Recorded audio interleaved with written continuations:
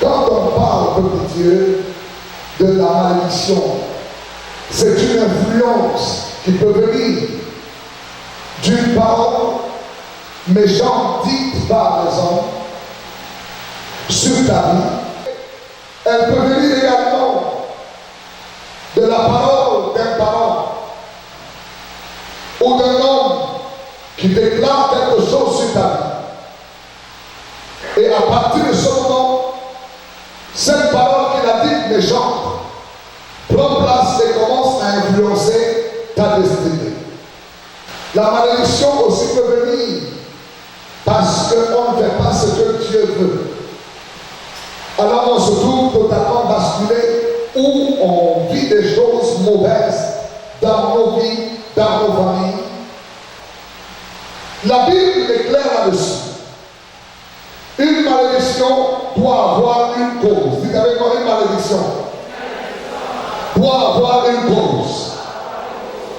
Parce qu'il y a des personnes qui voient des évidences, qui voient les effets, mais qui commencent à se contenter en se disant, j'aime, ma vie est comme ça, ma vie a toujours été comme ça. Non, s'il te plaît, tu dois savoir refuser certaines évidences. Tu dis ceci, regarde avec moi. Et maintenant, dit l'Éternel, loin de moi, car je honore celui qui m'honore. Dis à quelqu'un, tu honores celui qui m'honore. Mais ceux qui me méprisent seront comment? Méprisés. Mes amis, quand quelqu'un m'a dit, regarde bien tes affaires marcher, dès qu'il vient dans ta vie, ça marche plus. Quand quelqu'un m'a dit, regarde bien, regarde bien, tu étais en train de postuler subitement, dès qu'il est arrivé, tac. C'est comme si ça allait s'arrêter. Tu vois les effets. Mais je te montre aussi où est la cause.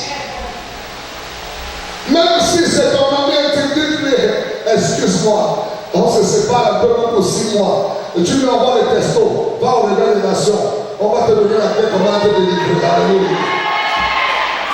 Quelqu'un dit avec très fort. Chaque parent doit observer ses enfants. Est-ce que les enfants atteignent le succès qu'il faut? Est-ce que tout ce que j'investis pour mes enfants, est-ce qu'ils le favorisent? Il y a une cause quelque part que je dois aller régler. Alléluia. À cause d'un homme maudit, une ville est comment? Toute une ville est frappée.